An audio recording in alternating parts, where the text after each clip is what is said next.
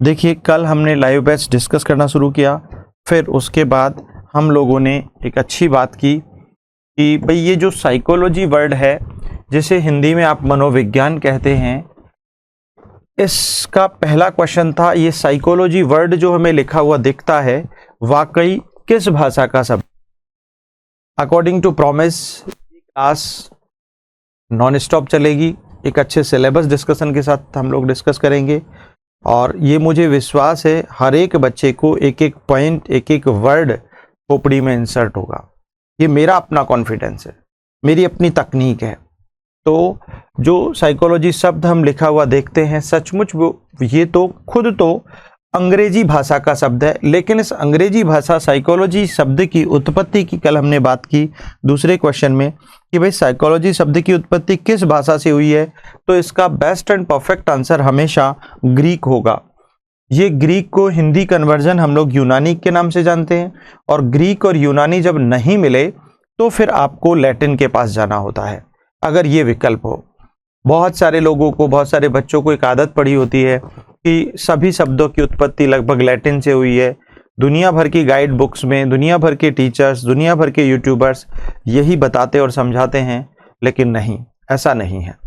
क्योंकि अगर आपको ग्रीक भी विकल्प में दिख जाए, ऑप्शन में हो, और लैटिन भी ऑप्शन में हो, तो ऐसी स्थिति में आपको ग्रीक को हमेशा प्रायोरिटी पर रखना है, प्राथमिकता पर रखना है, क्योंकि बेस्ट आंसर इसका ग्रीक ही होता है। Is it clear?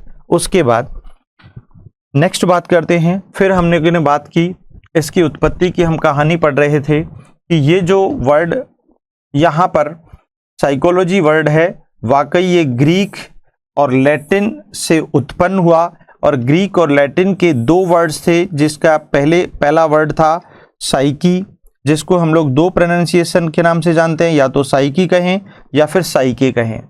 उसके बाद एक दूसरा वर्ड होता है आपका लोगस। क्लियर?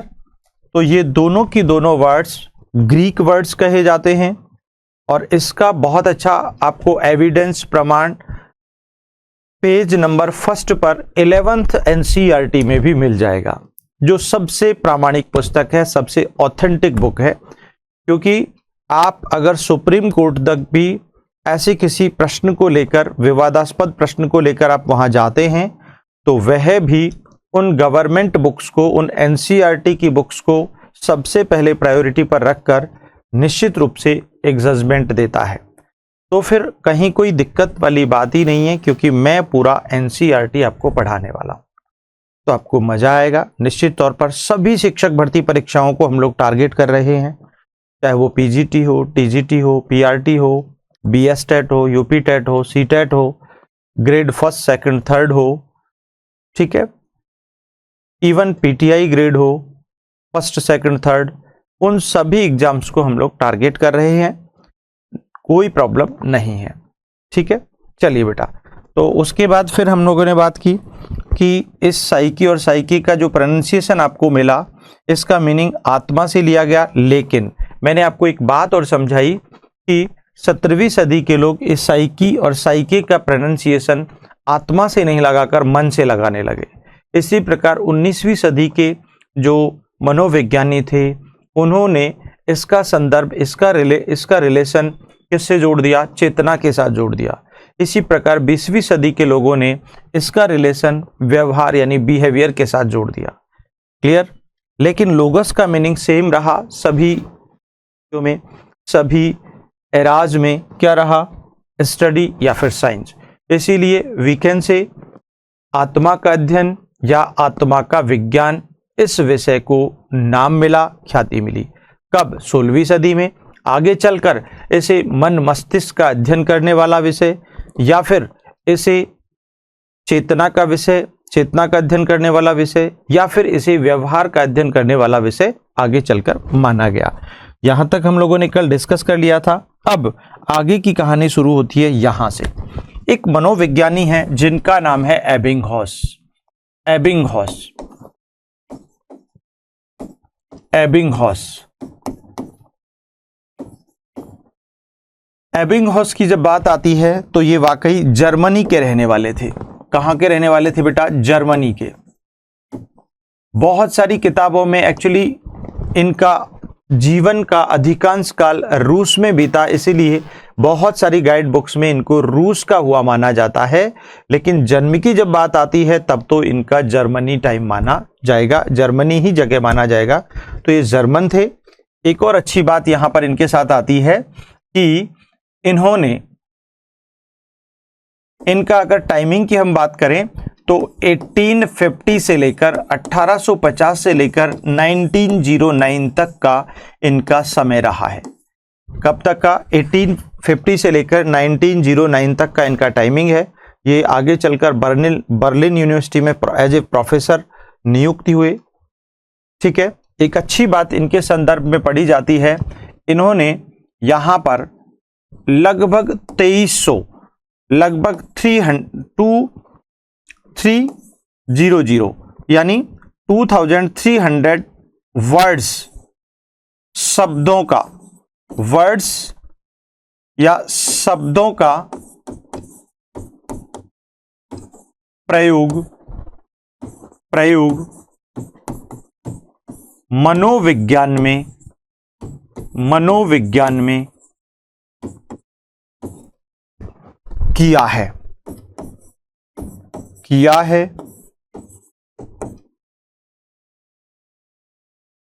मनोविज्ञान में लगभग 2300 ऐसे वर्ड्स का प्रयोग किया है जो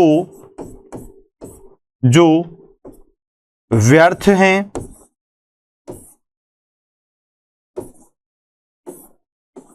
बेकार हैं,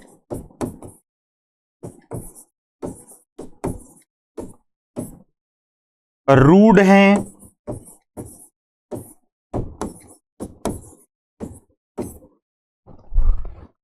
प्राचीन हैं,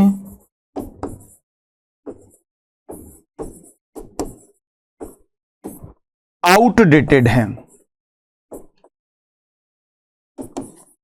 यानी जो निश्चित तौर पर जिनका प्रयोग आजकल किया ही नहीं जाना चाहिए, ऐसे उन लगभग 2300 बेकार शब्दों का प्रयोग जर्मन मनोविज्ञानी एबिंगहॉस ने मनोविज्ञान में किया है।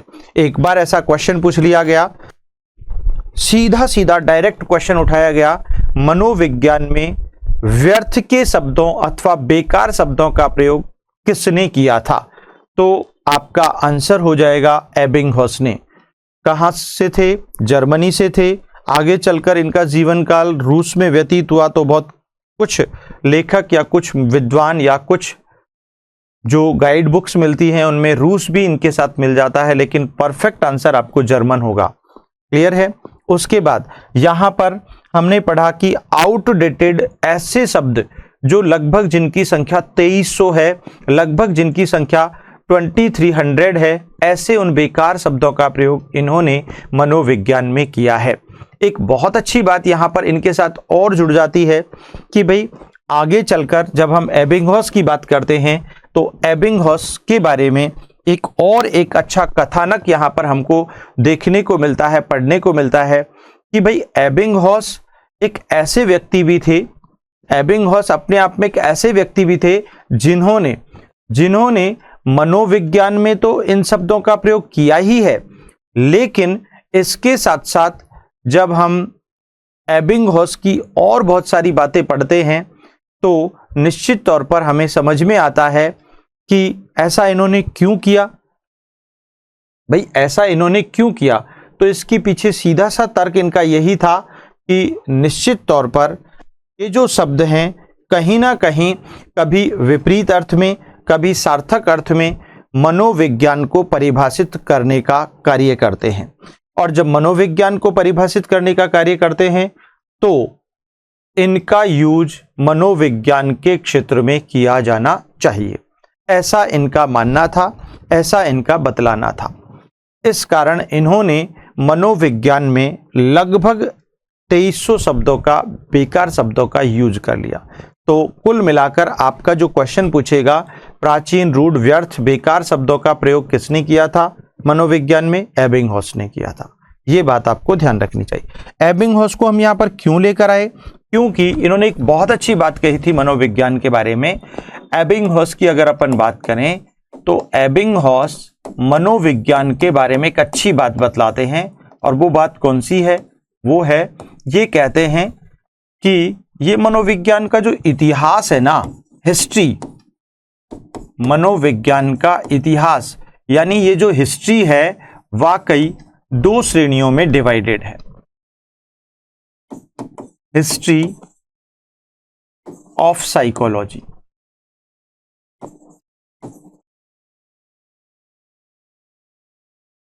हिस्ट्री ऑफ साइकोलॉजी की हम लोग बात कर रहे हैं यहां पर।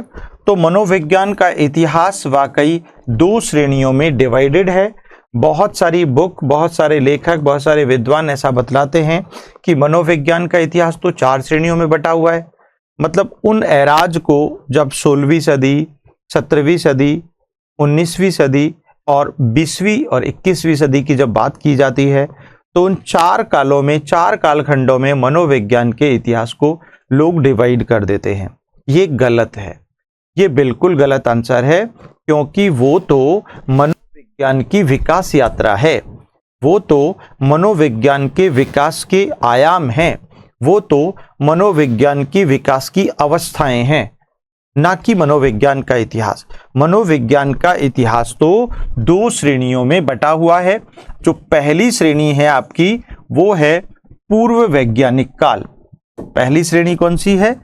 पूर्व वैज्ञानिक काल। पूर्व वैज्ञानिक काल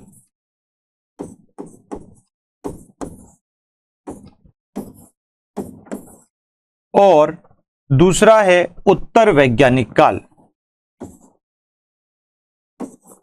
उत्तर वैज्ञानिक काल। अब देखिएगा,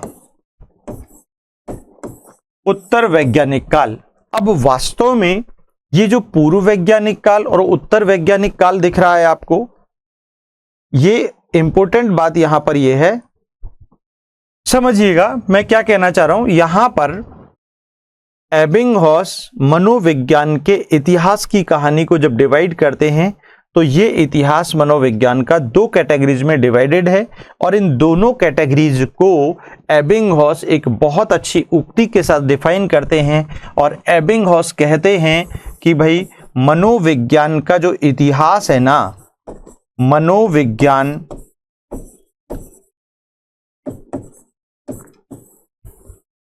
मनोविज्ञान का इतिहास बहुत छोटा है। इतिहास बहुत छोटा है, बहुत छोटा है, जबकि अतीत बहुत लंबा है, जबकि अतीत बहुत लंबा है।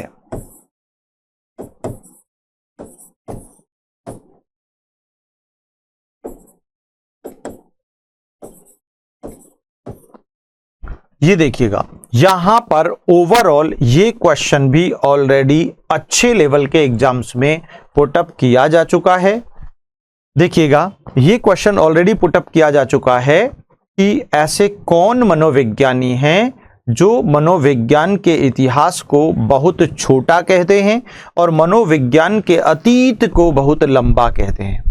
तो बात यहां पर यह आती है, ओवरऑल ये कहने वाले व्यक्ति आपके एबिंगहॉस हैं। कौन है प्रिय मित्रों? एबिंगहॉस। तो ओवरऑल एबिंगहॉस के अनुसार जब हम मनोविज्ञान का इतिहास डिस्कस करेंगे तो हमारे जहन में एक ही बात आती है, और वो बात सिर्फ इतनी सी है कि मनोविज्ञान का इतिहास बहुत छोटा है परंतु अतीत बहुत लंबा है। तो ये सब कुछ ये कहने वाले व्यक्ति, मनोविज्ञान के इतिहास को छोटा बताने वाले और अतीत को लंबा बताने वाले व्यक्ति एबिंगहॉस है, जिनका संबंध जर्मनी से है। याद रखना, 1850 में इनका जन्म हुआ, 1909 में इनकी डेथ हो गई थी। चलिए, लगभग 2300 बेकार शब्दों का प्रयोग इन्होंने किया है। अब देखो, यहां पर 2 बातें हैं। हम लोग बात कर रहे थे एबिंगहॉस की, मनोविज्ञान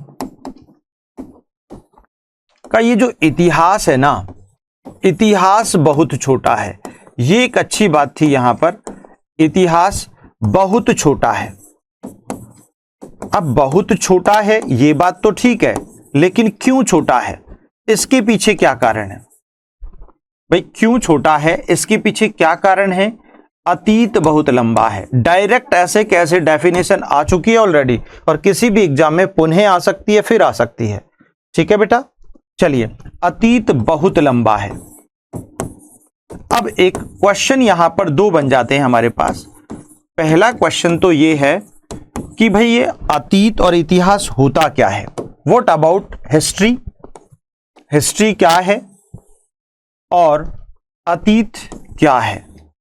इतिहास क्या होता है और अतीत क्या होता है? पहला प्रश्न बेटा, इतिहास से सीधा अभिप्राय वे भूतकालीन घटनाएं, वे पास्ट इवेंट्स, सिचुएशंस या फिर एलिमेंट्स जिनका संबंध या जो हमारे पास इन रिटर्न फॉर्म लिखित साक्ष्यों के रूप में या प्रमाणों के रूप में उपलब्ध होते हैं या हम तक पहुंचे हैं।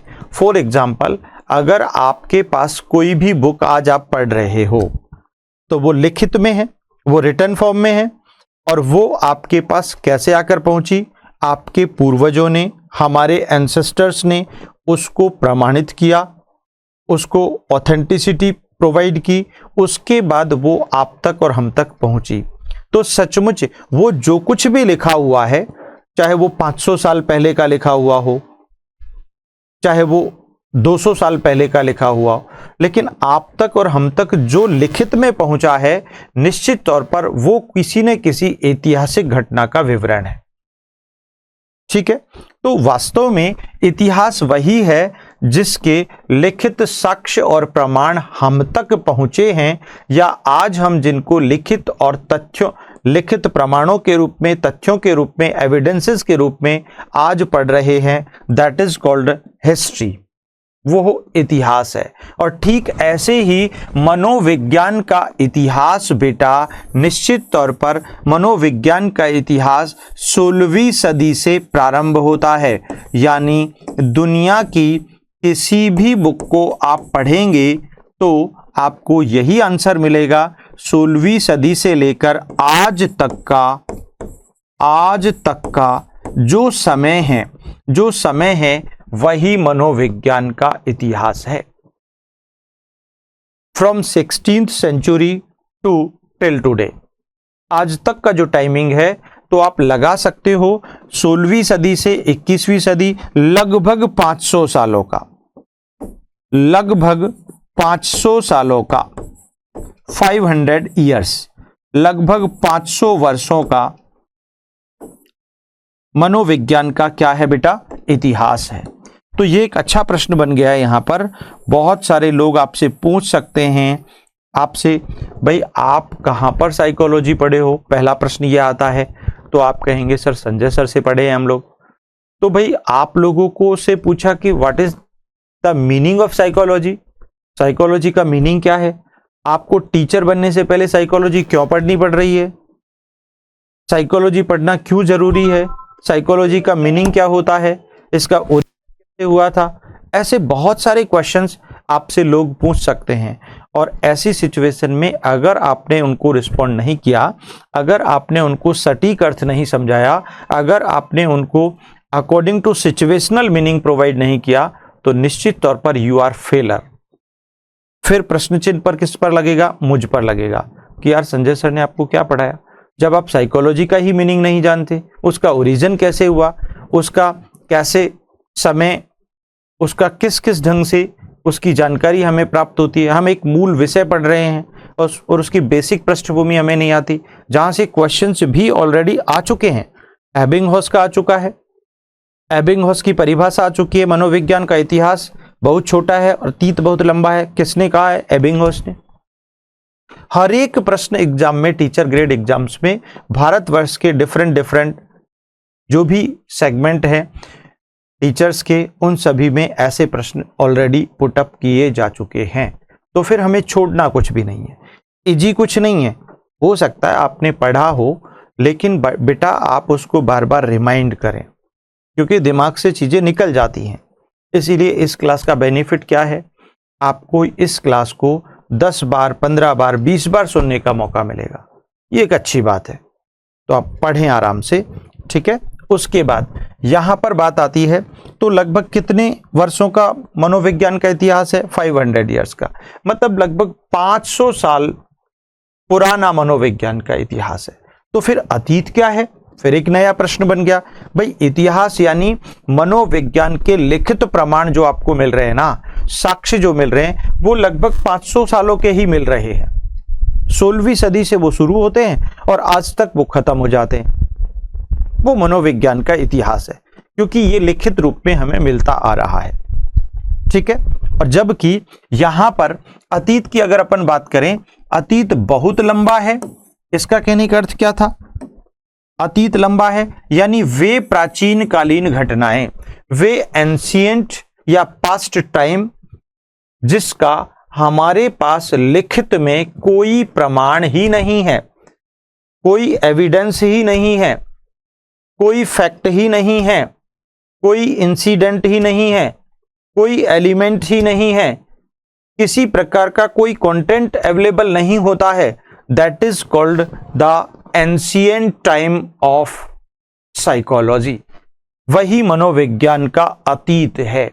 प्रिय विद्यार्थियों, जिसके लिखित में कोई प्रमाण नहीं मिलते, साक्ष्य नहीं मिलते, वह अतीत है। इसीलिए अतीत कब शुरू हुआ? एक अच्छा प्रश्न यहां पर बनता है कि अतीत शुरू होता है इस धरती पर जब प्राणी आया, जब मानव आया, जब शिशु आया, जब कोई भी जीव आया, तब से लेकर, यानी आप कहें ईसा पूर्व से लेकर, ईसा पूर्व या प्राणी जन्म से लेकर, इसको प्रूव करूंगा अभी, प्राणी जन्म से लेकर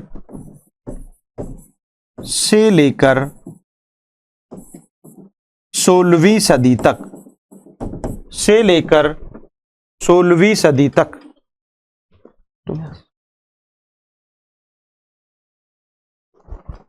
ठीक है। ईसा पूर्व या प्राणी जन्म से लेकर 16वीं सदी तक का जो समय है, सदी तक का जो समय है, that is called the ancient time of psychology. And also there are no evidences and facts about psychology, so we can say this is the अतीत of psychology. Is it clear? तो यही इसका फॉर्मेट है, ये बात आपको ध्यान रखनी चाहिए। तो बेटा, चूंकि 16वीं सदी के बाद तो मनोविज्ञान का इतिहास शुरू हो जाता है। क्या शुरू हो जाता है? 16वीं सदी के बाद तो मनोविज्ञान का इतिहास शुरू हो जाता है, ठीक है। चलिए, तो ये बातें मुझे विश्वास है यहां तक आपको समझ में आ गई होगी। क्लियर है बेटा? चलिए, आगे की कहानी अब शुरू होती है। तो ये बहुत अच्छा कॉन्सेप्ट था। चूंकि अब ऐसा क्यों कहा गया कि मनोविज्ञान का इतिहास लिखित रूप में हमें सिर्फ 500 सालों का मिला, वो कहानी अब शुरू होगी। और ऐसा क्यों मिला कि अतीत बहुत लंबा है, इन दोनों बातों को एक बहुत अच्छी स्टोरी के साथ, बहुत अच्छे कंसेप्ट के साथ प्रूव कर रहा हूं। लेकिन किसने कहा था ये आपको पता चल गया है, एबिंगहॉस ने। एबिंगहॉस का ऐसा मानना था। एबिंगहॉस ही इस बात के क्या हैं? समर्थक हैं। तो ये एबिंगहॉस के अनुसार है मनोविज्ञान का इतिहास और अतीत। ये बात आपको विशेष खोपड़ी में सेट कर लेनी चाहिए। अब सुनो, शुरू होता है मनोविज्ञान का जबरदस्त टॉपिक। देखिए बेटा, यहां पर अब पहली बात आती है कि मनोविज्ञान, ये जो साइकोलॉजी वर्ड है, ये जो साइकोलॉजी वर्ड है, अब खोपड़ी में सेट करते जाना एक एक चीज को। ये जो साइकोलॉजी शब्द है या वर्ड है, जिसे आप हिंदी में मनोविज्ञान कहते हैं, मनोविज्ञान कहते हैं, ये शब्द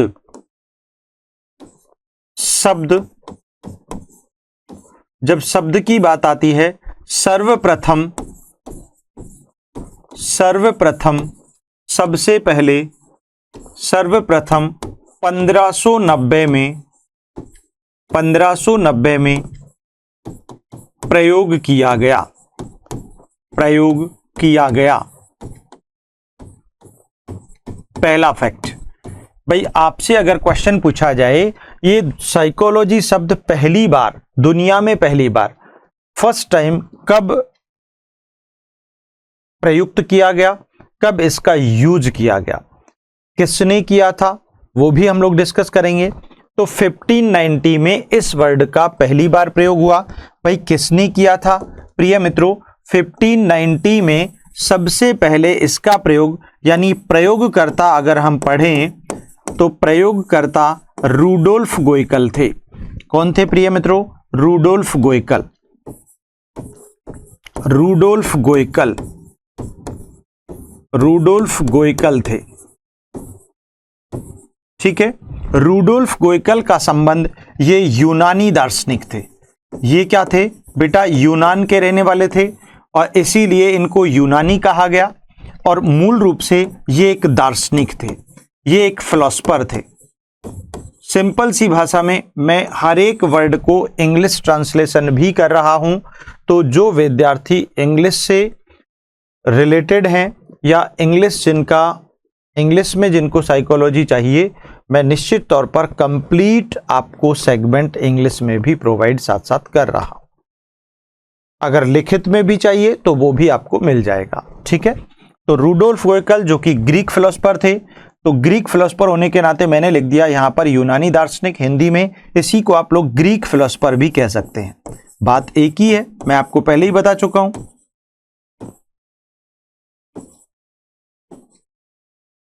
ठीक है। अच्छा चलिए आगे बढ़ते हैं हम लोग बेटा।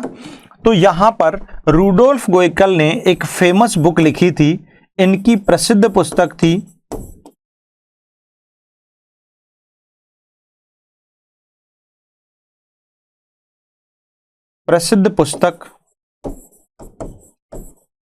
इनकी प्रसिद्ध पुस्तक थी, उस पुस्तक का नाम था साइकोलॉजिया।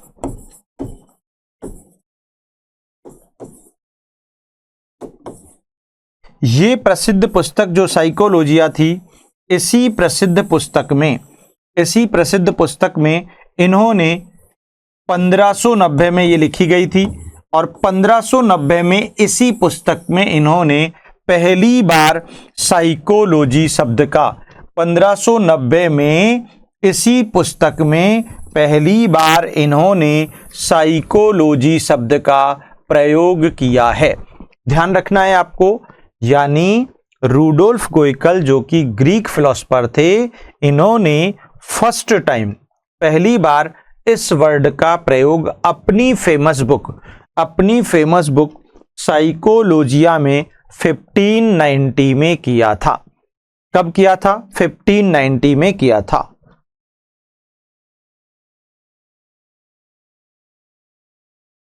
चलिए यहां तक उम्मीद है आपको सब कुछ समझ में आ गया होगा।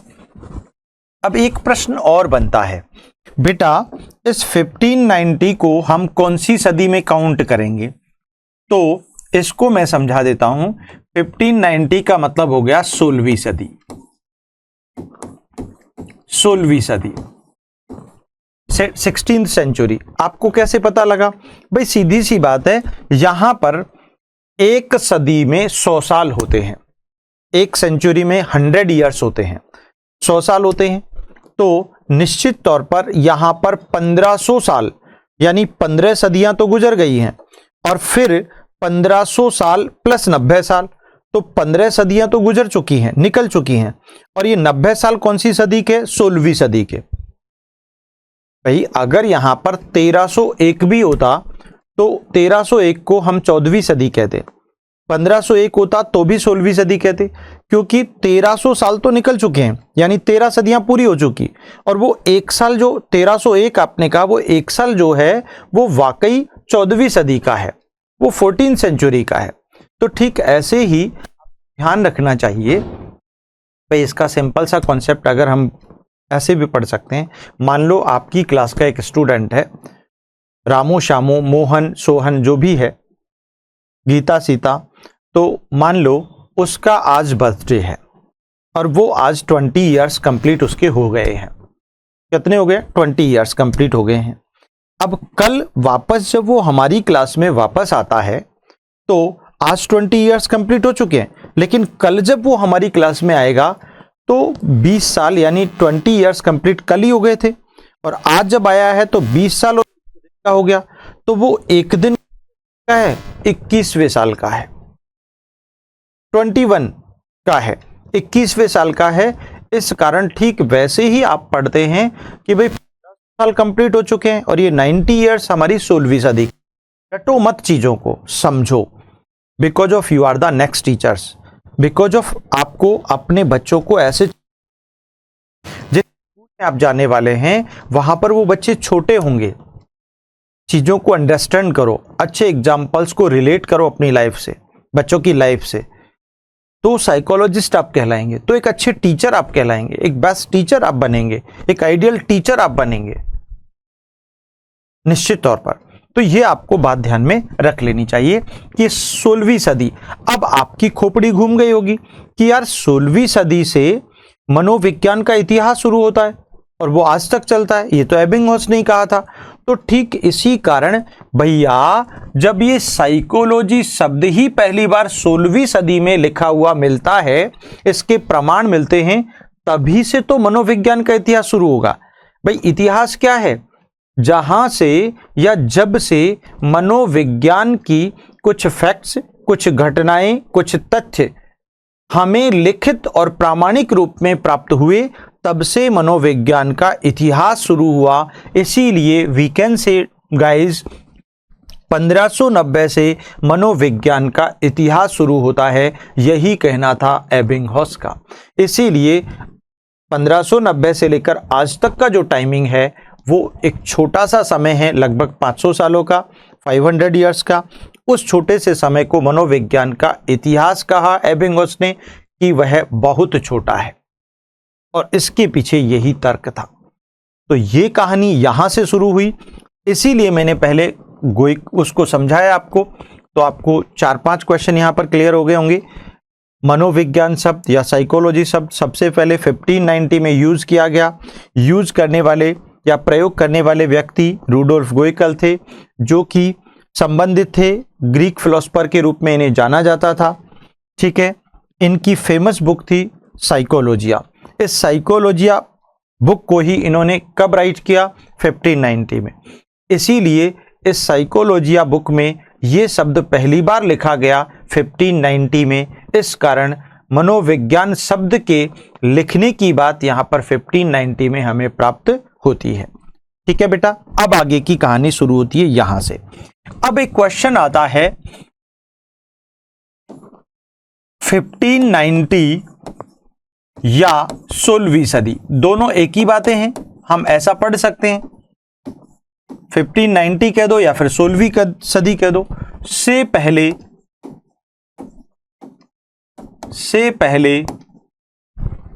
मनोविज्ञान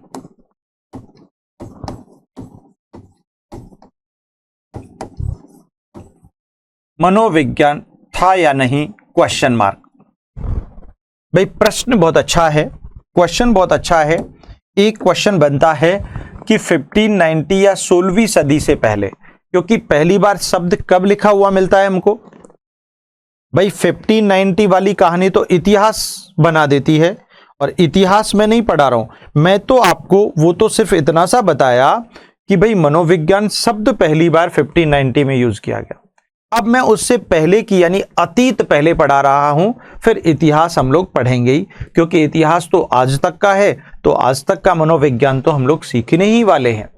लेकिन पहले अतीत तो पढ़ लें, ये भला क्या है, क्यों कहा ऐसा एबिंगहॉस ने, क्या वजह थी, क्या रीजन था, वो बातें हमको यहां पर ध्यान से समझनी चाहिए। तो देखो बेटा, 1590 या 16वीं सदी से पहले मनोविज्ञान था या नहीं, एक अच्छा और जबरदस्त प्रश्न बन गया। और आपके हिसाब से इसका आंसर क्या होना चाहिए? निश्चित रूप से था,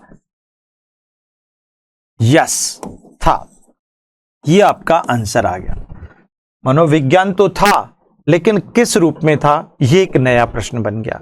तो यहां पर इसको हम लोग ऐसे पढ़ेंगे, मनोविज्ञान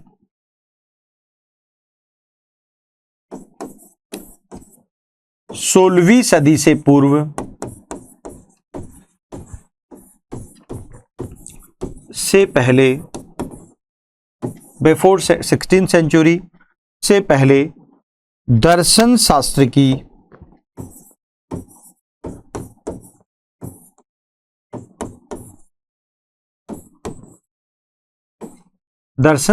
की एक शाखा के रूप में, एक शाखा के रूप में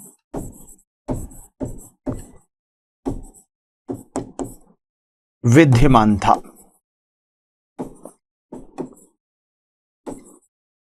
अब देखो एक अच्छा प्रश्न यहां पर आ गया आपके सामने। क्या क्वेश्चन है, इसको आपको ध्यान से पढ़ना चाहिए कि भाई 16वीं सदी से पहले मनोविज्ञान, लेकिन किस रूप में था? A branch of philosophy. A branch of philosophy, आप इसे कह सकते हैं a branch of philosophy.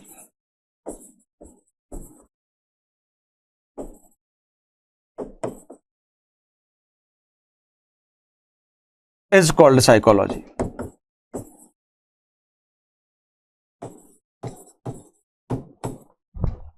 In before 16th century, simple सी भाषा में आप ऐसे समझ सकते हो।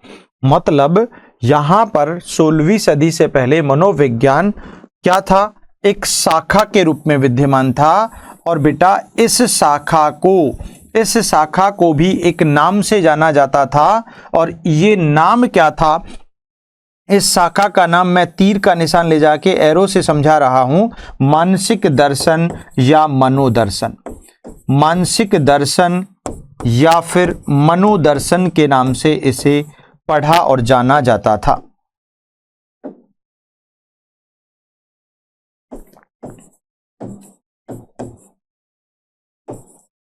कुछ जगह पर इसका मानसिक शास्त्र और मनोशास्त्र भी नाम मिल जाता है, मीनिंग तब भी वही है, बदला कुछ नहीं है। तो आपको समझना चाहिए, यहां पर ध्यान देना चाहिए कि मनोविज्ञान 16th सेंचुरी से पहले दर्शन शास्त्र की एक शाखा था, एक ब्रांच था, और उस ब्रांच का भी एक नाम था, दैट इज मानसिक दर्शन। ठीक है, मेंटल विजन या फिर मनोदर्शन या मानसिक शास्त्र या मनोशास्त्र। तो ओवरऑल एक प्रश्न और बन गया कि भाई 16th सेंचुरी से पहले मनोविज्ञान किस रूप में पढ़ा जाता था। अगर ये प्रश्न बनता है तो ये ब्रांच ऑफ फिलॉसफी के रूप में, यानी कि दर्शन शास्त्र की एक शाखा के रूप में। दूसरा प्रश्न बनता है उस शाखा को किस नाम से जाना जाता था, तो फिर आपका क्वेश्चन बनता है मानसिक दर्शन और मनोदर्शन के नाम से। क्लियर है यहां तक? अब आगे बढ़ जाते हैं। लेकिन मेरा प्रश्न यहां पर यह आता है कि ये जो दर्शन शास्त्र है, दर्शन शास्त्र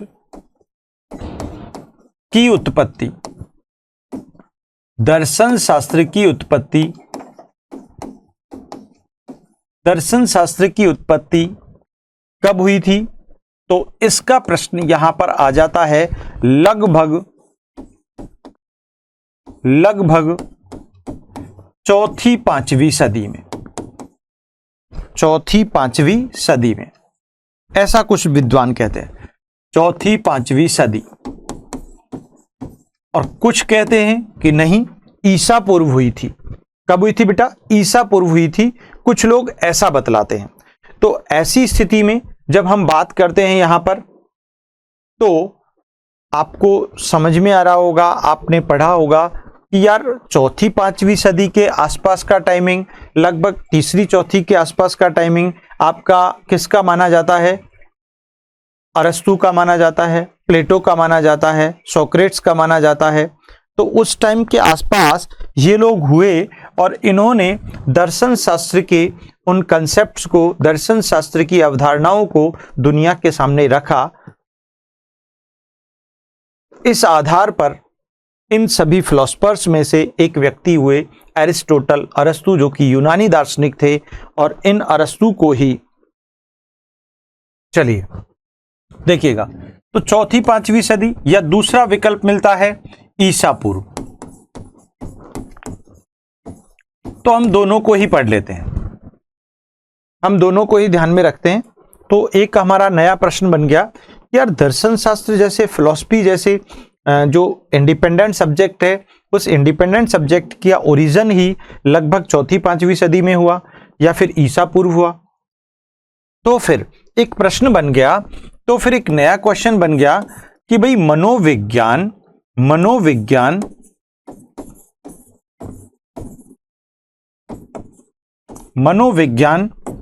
4वीं-5वीं सदी से लेकर 4वीं या 5वीं सदी या फिर ईसा पूर्व से लेकर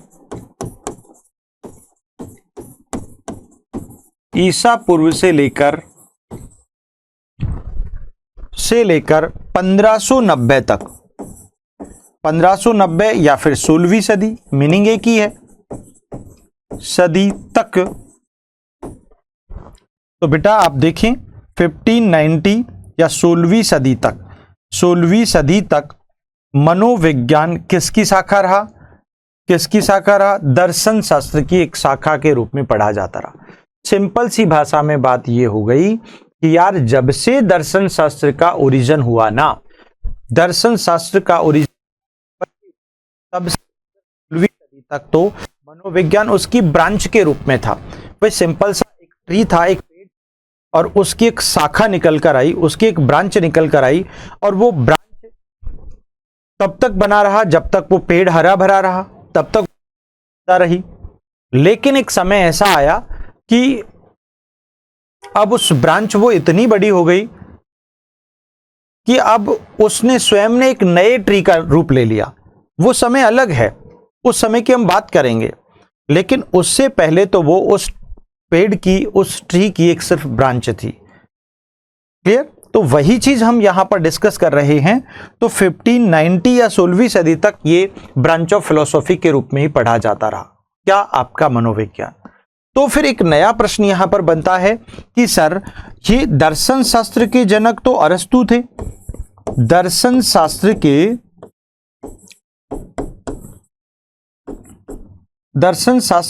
के जनक यानी फादर ऑफ फिलोसॉफी,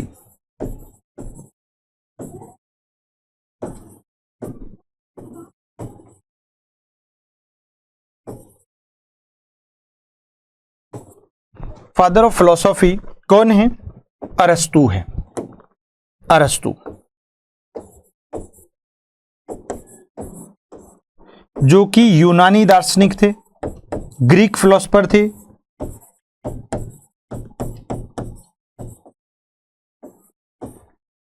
यानी दर्शन शास्त्र के जनक कौन है? भाई अरस्तु हैं।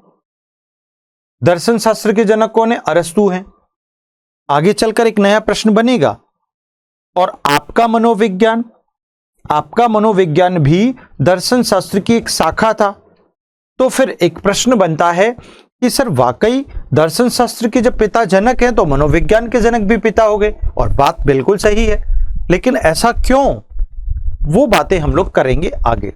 अब देखिए यहां पर तो फिर ये सारे प्रश्न यहां पर आ गए, इतना सब कुछ यहां तक समझ लिया। अब एक नया प्रश्न ये बनता है कि सर देखिए फिर एक नया क्वेश्चन ये बनता है, तो क्या 4वीं-5वीं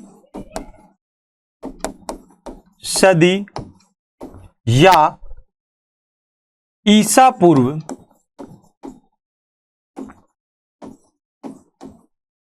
से पहले मनोविज्ञान नहीं था? से पहले मनोविज्ञान था या नहीं? ये एक प्रश्न फिर नया आ गया। से पहले मनोविज्ञान था या नहीं, एक नया प्रश्न वापस आ गया उठ करके, क्वेश्चन मार्क ये लगा दिया मैंने। फिर एक नया क्वेश्चन बनकर आपके सामने उपस्थित हो गया कि यार ईसा पूर्व से लेकर या फिर हम कहें 4वीं-5वीं सदी से पहले क्या साइकोलॉजी नहीं था? भाई 4वीं-5वीं सदी से लेकर 16वीं सदी तक तो दर्शन शास्त्र की शाखा था, ये समझ में आ गया। ब्रांच ऑफ फिलोसॉफी के रूप में पढ़ा जाता रहा, उसे जाना जाता था, और फिलोसफी के जनक आपके अरस्तु थे। यहां तक तो आपने सीख लिया, लेकिन क्या जब दर्शन शास्त्र की उत्पत्ति नहीं हुई थी, जब फिलॉसफी इस दुनिया में नहीं आया था तो क्या मनोविज्ञान भी नहीं था क्या? ये एक नया प्रश्न बना। तो प्रिय विद्यार्थियों, जब बात मनोविज्ञान के दृष्टिकोण की आती है, जब बात मनोवैज्ञानिक निष्कर्षों की आती है, जब बात मनोविज्ञान के तथ्यों की आती है, जब बात मनोवैज्ञानिक विचारधाराओं की आती है, तो फिर एक जहन में एक प्रश्न घूमता है कि वास्तव में यार ऐसा लगता है कि मनोविज्ञान तो 4वीं-5वीं सदी से पहले भी रहा होगा या फिर ईसा पूर्व से पहले भी रहा होगा, क्योंकि इसका सीधा संबंध मानव या प्राणी के तार्किक दृष्टिकोण, काल्पनिक दृष्टिकोण, वैचारिक दृष्टिकोण, बौद्धिक दृष्टिकोण, निष्कर्षात्मक दृष्टिकोण, भविष्यवाणी, वर्गीकरण, विश्लेषण, निर्णय आदि संदर्भों से लिया जाता है। इस कारण एक अच्छा प्रश्न यहां पर बन गया, इससे पहले मनोविज्ञान था? आंसर हो गया आपका यस, बिल्कुल था, 100% था। और यस होने के साथ साथ एक कहानी शुरू होती है यहां पर। किस रूप में था भैया? 4वीं-5वीं सदी या ईसा पूर्व, यानी जब दर्शन शास्त्र ही नहीं आया था, तो क्या उससे पहले भी मनोविज्ञान था? तो था, हम इस बात को स्वीकार करते हैं। और कैसे था उस बात की कहानी पढ़ते हैं। देखिएगा किस रूप में था। मानव या प्राणी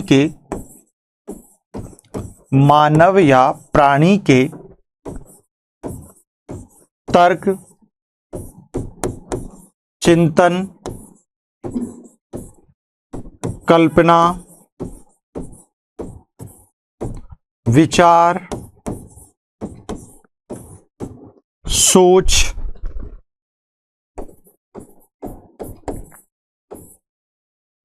भविष्यवाणी,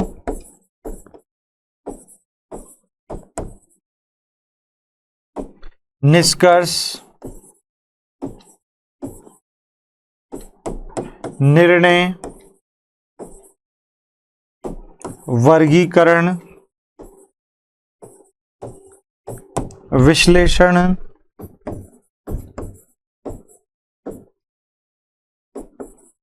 आदि अवधारणाओं के रूप में मनोविज्ञान मानव और प्राणी के साथ इस धरती पर, इस जहां में, इस संसार में आया, ऐसा मानना था।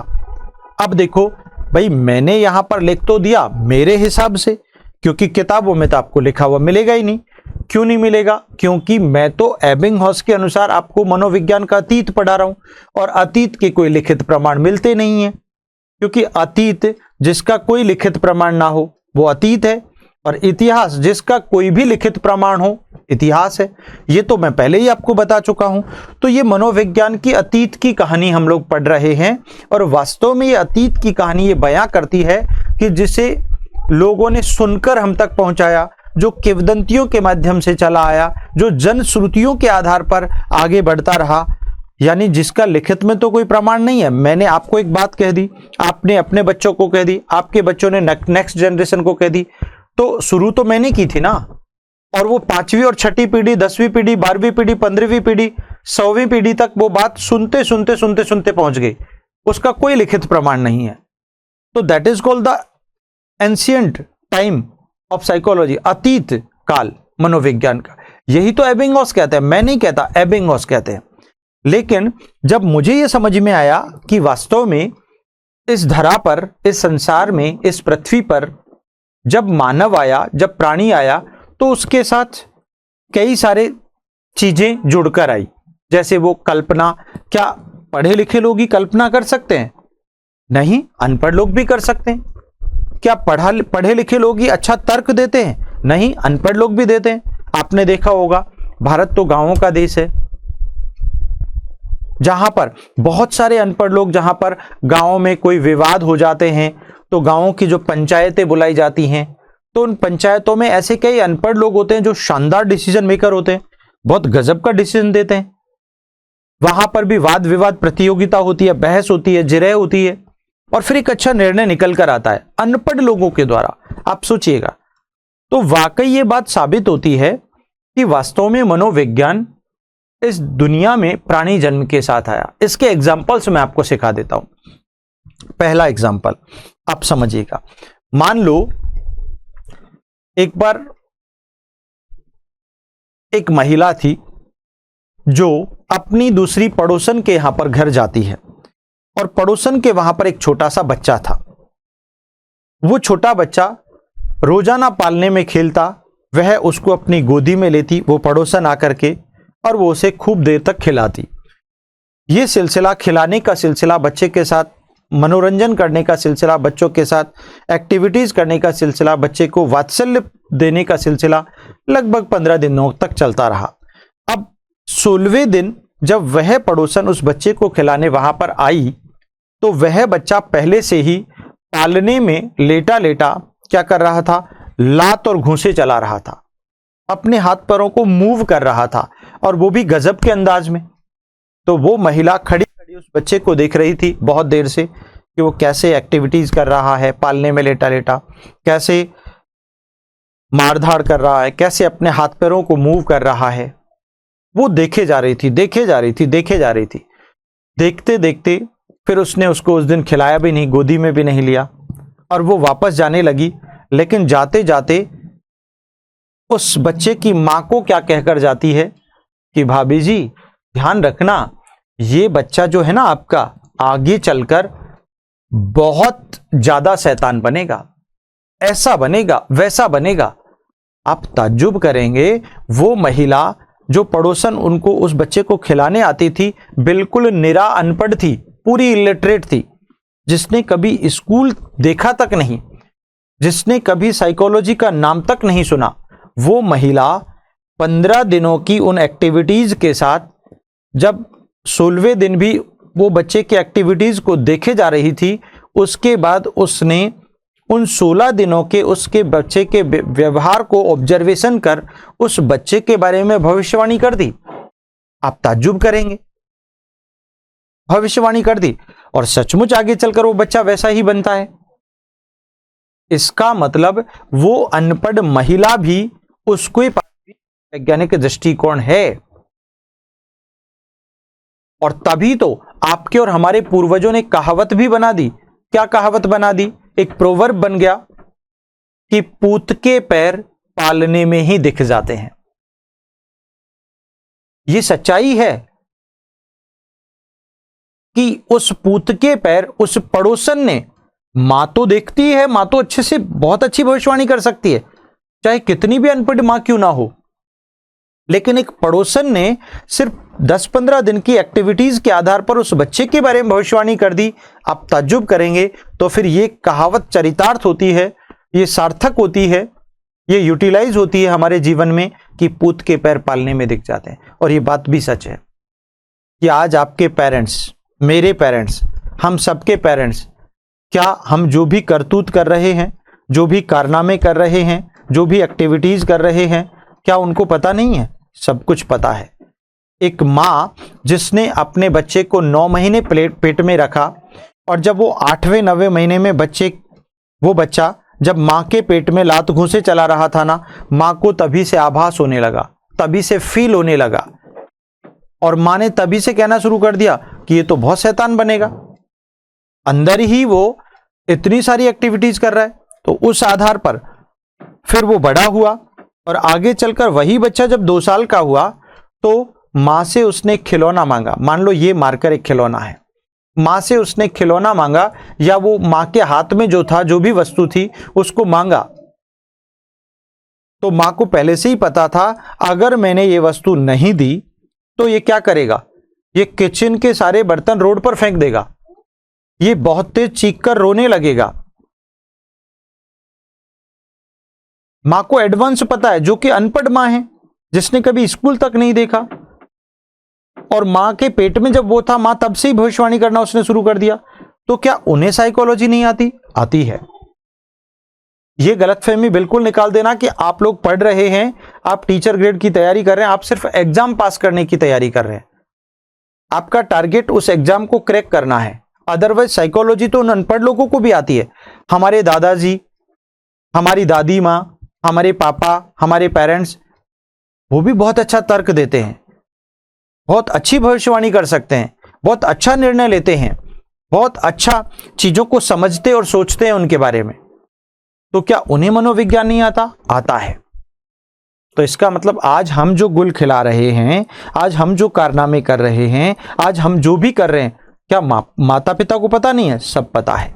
वो आपको बोलते नहीं है, वो मुझे बोलते नहीं है, क्योंकि उन्होंने तो जन्म से हमें हमारी हर एक्टिविटी को जाना है। उन्हें सब पता है, हमें कैसा खाना पसंद है, हमें कैसे दोस्त पसंद है, हमें किस टाइप के कपड़े पसंद है, हमें क्या क्या क्या पसंद है। They know very well about ourselves. It's fact, ये सच है। तो क्या फिर मनोविज्ञान उनके पास नहीं है? है। फिर एक और एग्जाम्पल मुझे याद आता है। एक दिन क्या हुआ, मैं, बड़ा फेवरेट एग्जाम्पल है, एक दिन मैं एक गांव में गया घूमने के लिए। उस दिन बढ़िया फ्रेंच कट तो मैं रखता ही हूं, यू नो वेरी वेल, और बढ़िया गूगल्स भी पहने हुए थे और अपने मुंह में पान भी खाया हुआ था, लगा हुआ था, और बड़े सूट बूट और टाई वाई में सेट था। फिर मैं जब वहां पर गया तो गांव की चौपाल पर, जहां पर गांव की पंचायतें वगैरह होती हैं, उस गांव की चौपाल पर कुछ अनपढ़ लोग गांव के वहां पर बैठे हुए थे और कुछ आप जैसे पढ़े लिखे लोग भी थे। जब मैंने देखा कि वहां पर बहुत सारे लोग बैठे हैं तो मैं थोड़ा सा इतराकर इठलाकर चलने लगा और ऐसे अपने बालों में हाथ डाला उनको देख करके, और गूगल को सेट किया ढंग से और उनके आगे जाकर पान का पीक थूक दिया। थू। आप ताज्जुब करेंगे उन लोगों ने मेरे बारे में क्या निर्णय दिया, क्या भविष्यवाणी की। देखो, बड़े घर की बिगड़ी औलाद। मतलब उन्होंने इतनी सी एक्टिविटीज को देख करके मेरे बारे में एक ऐसा तथ्य प्रस्तुत कर दिया, एक ऐसा फैक्ट प्रस्तुत कर दिया जो वाकई मेरी लाइफ से बिल्कुल रिलेट कर रहा था। इट मींस, और उन लोगों ने कभी स्कूल तक नहीं देखा, कभी साइकोलॉजी का नाम तक नहीं सुना, उसके बावजूद भी कितना अच्छा कंक्लूजन दिया, कितना अच्छा डिसीजन दिया, कितने अच्छे से यहां पर अपना तर्क प्रस्तुत किया, यू नो। और इसीलिए तो आप और हम लोग भी कहते हैं, कुछ लोग कहते हैं, आपने सुना होगा, क्या कहते सुना होगा कि अरे क्या बात करते हो भाई साहब, मैं तो लड़की की चाल से बता देता हूं वो किस खेत की मूली है और वो किस गली में जाएगी। क्या मतलब है इसका?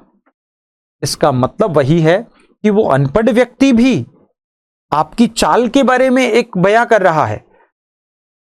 निश्चित तौर पर आपकी चाल से आपको पहचान रहा है, तो कहीं ना कहीं उसके पास भी एक मनोवैज्ञानिक दृष्टिकोण विद्यमान है जो उसे जन्म से मिला है। फिर एक एग्जाम्पल मुझे याद आता है कि गांव में हम देखते हैं, भारतीय गांवों में, कि जो पशुपालक लोग हैं ना, वो अपने पशुओं को सुबह के टाइम उनका दूध आदि निकाल करके जंगल के लिए छोड़ देते हैं, खुला छोड़ देते हैं, और वो जंगल में घास फूस खा करके जब शाम को वापस अपने घर लौटते हैं तो वो पाते हैं,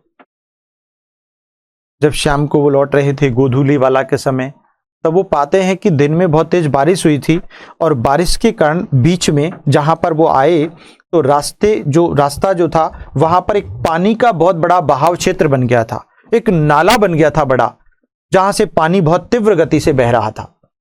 और वो पशु शाम को घर लौट रहे थे। उन पशुओं में सबसे आगे पशुओं का एक छोटा बच्चा चल रहा था और बाकी पशु उस पशु के बच्चे की पीछे पीछे एक पंक्ति में चल रहे थे। अब क्या होता है, आप देखेंगे कि वो पशु का बच्चा जैसे उसने पानी का बहाव क्षेत्र देखा, वो बहुत बड़ा नाला देखा, तो वह रुका। पशु का बच्चा एक कदम वापस पीछे हटाया और वो उसके किनारे किनारे चल दिया। बाकी सारे पशु उसके पीछे पीछे पीछे पीछे चलने लगे। आप ताज्जुब करेंगे, पशु के बच्चे की मां ने या उसके पिता ने क्या ऐसे नाले में कूदकर, किसी कुएं और खाई में कूदकर, खुद मरकर अपने बच्चे को सिखाया था क्या? ट्रेनिंग दी थी क्या? नहीं। क्या कोई मां अपने बच्चे को स्वयं रोकर रोना सिखाती है क्या? नहीं। ऐसी चीजों को, ऐसी कुछ अवधारणाओं को बच्चे और प्राणी अपने जन्म के साथ लेकर इस दुनिया में आते हैं। तो बात सही है कि वास्तव में ऐसी मनोवैज्ञानिक विचारधाराएं, ऐसे मनोवैज्ञानिक तथ्य और दृष्टिकोण एक प्राणी, एक मानव, एक शिशु, एक बालक, एक व्यक्ति अपने जन्म के साथ लेकर आया, जिनके परिणाम स्वरूप उस पशु के बच्चे ने निर्णय लिया कि मुझे आगे नहीं बढ़ना है, वो पीछे हटा और उसके किनारे किनारे चल दिया। इसका मतलब उस पशु के बच्चे के पास भी मनोवैज्ञानिक दृष्टिकोण, विचारधारा, निर्णयात्मक क्षमता, निष्कर्षात्मक क्षमता विद्यमान है। तो इस बात से यही बात साबित होती है, यह बात प्रूव होती है, जहां पर मैंने आपको एग्जाम्पल एक मां का दिया, एक पड़ोसन का दिया, मैंने खुद का एग्जाम्पल दिया गांव की चौपाल का, उसके अतिरिक्त मैंने आपको एक पशु के बच्चे का एग्जाम्पल दिया, और मैं आपको एक और एग्जाम्पल दे देता हूं। एक बार एक पशुपालक के यहां एक गाय जो थी, वो उसके खूंटे पर, जहां पर उसको बांधा जाता है, जहां पर उसको रखा जाता है, वो उसके बंधी हुई थी उस खूंटे पर, और खूंटे पर बंधी बंधी वह चारों तरफ चक्कर काट रही थी, चक्कर काट रही थी, चक्कर काट रही थी। अब उसका मालिक आता है, जो कि बिल्कुल निरा अनपढ़ था, और वो मालिक उस गाय के बारे में कयास लगाता है, विचार करता है कि शायद मेरी गाय को ये खाना पसंद नहीं है, ये जगह पसंद नहीं है। तो फिर क्या होता है, वह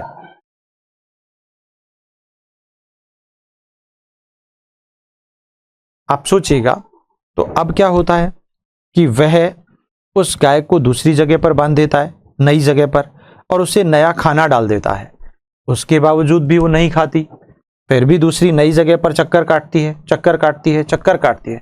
आखिरकार उसका मालिक एक निष्कर्ष पर पहुंचता है, वो वास्तव में विचार, एक निर्णय लेता है कि निश्चित तौर पर मेरी गाय को तेज बुखार और जुकाम हो गया है, फीवर हो गया है, कोल्ड हो गया है। और लास्ट में वह पशुओं के डॉक्टर को बुलाता है और फिर उसका टेस्ट करवाता है, तो नतीजा वही मिलता है जो उस पशुपालक, जो उस अनपढ़ व्यक्ति ने लगाया था। आप सोचो, जिसने कभी स्कूल तक नहीं देखा, जिसने साइकोलॉजी का नाम तक नहीं सुना, वो अपनी गाय की उस एक्टिविटीज के आधार पर एक सही निर्णय पर पहुंचा। That is called the psychological concept in it. उसके अंदर मनोवैज्ञानिक दृष्टिकोण विद्यमान है, मनोवैज्ञानिक विचारधारा वो अपने जन्म के साथ लेकर आया। इसीलिए कहा गया, इतने सारे एग्जाम्पल से यह बात साबित हुई कि वास्तव में मनोविज्ञान का जन्म कब हुआ। तो मेरा एक नया प्रश्न आपसे बन गया, मनोविज्ञान की उत्पत्ति कब हुई, मनोविज्ञान का जन्म कब हुआ, मनोविज्ञान का जन्म या उत्पत्ति कब हुई। ये एक अच्छा प्रश्न बन गया, उत्पत्ति कब हुई, बताइए बेटा।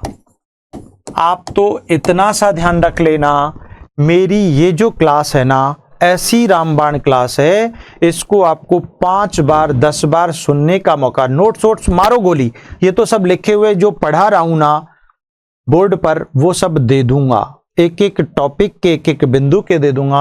लेकिन मैं जो एग्जाम्पल्स, जो डेली लाइफ के जो स्टोरीज, कहानीज बना रहा हूं, निश्चित तौर पर मेरा मकसद ये नहीं है, इस क्लास से आपको एक ही बेनिफिट होगा, क्या, आपकी सोचने, समझने, चिंतन करने, क्वेश्चन के आंसर को रिस्पॉन्ड करने, उसकी अप्रोच को बढ़ाने का तरीका मुझसे मिलेगा। मुझे क्या पता कि आपके एग्जाम में क्या प्रश्न आएगा। I am not guaranteed person, मैं गारंटी वारंटी नहीं देता हूं, क्योंकि जो लोग गारंटी देते हैं उनका खुद का ही अता पता नहीं रहता।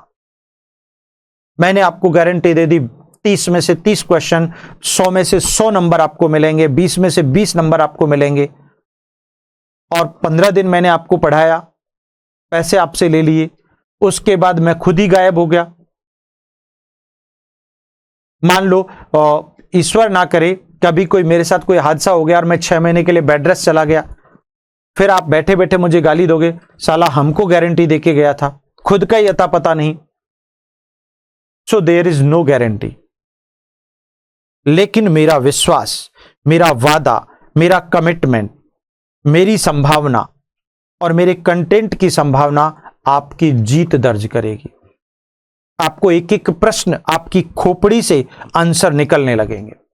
मुझे नहीं पता कि कौन सा प्रश्न आपके एग्जाम में आएगा, लेकिन मैं कंसेप्ट लर्निंग जो आपको दूंगा ना, वो आपको अन्यत्र कहीं भी नहीं मिलेगी। तो मेरी क्लास में आपको फैक्ट्स बहुत कम देखने को मिलेंगे। मेरी क्लास में आपकी तार्किक क्षमता डेवलप होगी। मेरी क्लास में आपको आपकी सोचने समझने की पावर बनेगी। मेरी क्लास में आपको रट्टाफिकेशन वाली साइकोलॉजी कभी नहीं मिलेगी, क्योंकि मैं खुद ही नहीं जानता। क्योंकि साइकोलॉजी रटने का विषय नहीं है, साइकोलॉजी समझने का विषय है, चर्चा का विषय है, साइकोलॉजी डिस्कशन का विषय है, साइकोलॉजी सोचने और समझने और तर्क करने का विषय है। ये गलत बात है। बहुत सारे लोग इसे रटने का प्रयास करते हैं, वो गलत उत्तर दे। कितना रटोगे बेटा, दैट्स वेरी रॉन्ग। आप चीजों को समझो, आप साइकोलॉजी को अपनी लाइफ से रिलेट करो, आप साइकोलॉजी को अपनी कक्षा की परिस्थितियों से रिलेट करो, आप साइकोलॉजी को अपने जीवन के साथ जोड़ो। इसीलिए तो आपको टीचर बनने से पहले साइकोलॉजी पढ़नी पड़ रही है, ताकि आपका सर्वांगीण विकास हो। आप कैसे संवेगों को प्रदर्शित करें, आपके भावों को कैसे प्रदर्शित करें, आपका व्यक्तित्व कैसा हो, आपका आई कांटेक्ट कैसा हो, आपका लिखने और पढ़ाने का अंदाज कैसा हो बच्चों के सामने। इसीलिए तो आपको साइकोलॉजी पढ़ानी पड़ रही है। तो ठीक वैसे ही यहां पर प्रश्न बन गया कि भाई मनोविज्ञान का जन्म उत्पत्ति कब हुई, तो इसका उत्तर क्या देंगे? अरे इसका आंसर होगा मेरे मित्रों, क्या होगा? प्राणी जन्म के साथ। भैया इस धरती पर जब प्राणी आया, जब मानव आया, तब ही मनोविज्ञान आ गया था, तभी मनोविज्ञान आ गया था। निश्चित तौर पर यह ध्यान रखना है। इसीलिए तो उस पशु के बच्चे का एग्जाम्पल दिया मैंने, एक माँ का एग्जाम्पल दिया मैंने, एक पड़ोसन का एग्जाम्पल दिया आपको। आप सुन लेना बार बार। मैंने मेरा खुद का एग्जाम्पल दिया, मैंने एक पशु का एग्जाम्पल दिया। इतने सारे एग्जाम्पल से ये बात साबित हुई, प्रमाणित हुई, सर्वमान्य सिद्ध हुई कि वाकई बहुत सारे अनपढ़ लोग कितने कितने विवेकी होते हैं, क्या तर्क देते हैं, क्या डिसीजन मेकिंग पावर होती है उनकी, क्या कल्पना शक्ति होती है उनमें। इसका मतलब कहीं ना कहीं मनोवैज्ञानिक विचारधारा, दृष्टिकोण उनके पास, उनके साथ भी है। तो इन सब बातों से यह बात सिद्ध होती है कि वाकई मनोविज्ञान की उत्पत्ति इस धरती पर, इस संसार में प्राणी जन्म के साथ हुई है। Is it clear? चलिए अब एक बात और आती है, वो ये है कि भाई फिर अगर ऐसा है तो फिर एक नया प्रश्न बन गया, मनोविज्ञान के जनक कौन है? मनोविज्ञान का जनक कौन है? अब मेरे सब बच्चे केवल रटा रटाया आंसर देते हैं। क्या रटा रटाया देते हैं? कि सर अरस्तु है। अरे तो भैया अरस्तु है क्यों बेटा? Why you can say the Aristotle? कारण क्या है? उत्तर अरस्तु ही है, आंसर तो अरस्तु ही है, नो डाउट। ये लिख दिया आंसर अरस्तु, अरस्तु जो कि यूनानी दार्शनिक थे।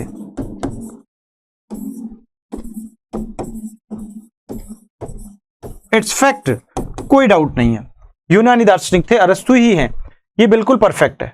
लेकिन क्यों?